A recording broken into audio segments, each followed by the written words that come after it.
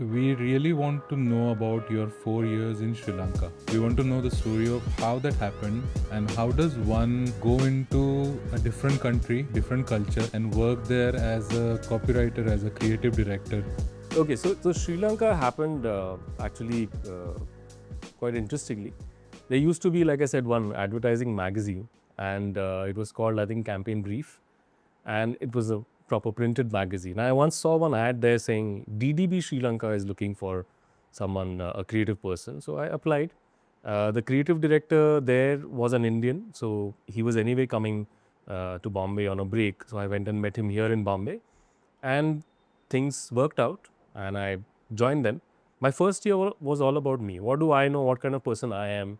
So I am trying to bring in my own sense of humor or lack of it, or I am trying to bring in whatever I had experienced in my life before that, without understanding that I need to understand Sri Lanka. I need to understand this situation, right? How do people here live? What, not just what do they look like, but how do they enjoy food? How do they celebrate? What do they prioritize in life? What are the situations or problems they face? Once I actually started doing that, how do you do that? Well, some colleague in office would say, hey, we have this little party at home, why don't you come? And first answer would be a typical introvert, no, I'm a little busy. Doing what? Laundry probably, but not really, right?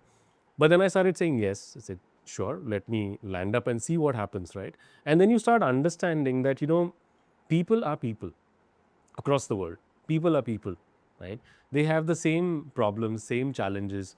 The nature of those problems or challenges might be slightly different, but everybody is going through, say, parenting challenges or financial issues and things like that.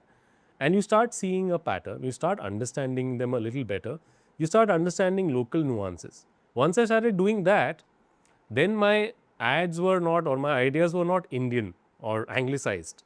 They were Sri Lankan then. I started understanding how they approach life, and my work started becoming better accordingly. Now, if you look at that work now in that context, you might not probably understand it, but any of the local people will easily understand it, right? What was also interesting was I was 22 when I went to Sri Lanka, and I got pushed to the Lions.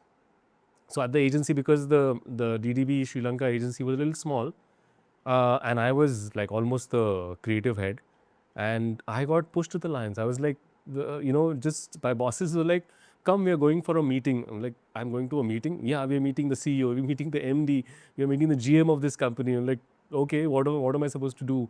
So I started learning those soft skills. What are you supposed to do at the meeting, which is to pay attention, speak if you are asked to, or shut up and just listen. So somewhere, yeah, the biggest learning there was that you as a person have the capability to figure things out on your own. So don't wait for the world.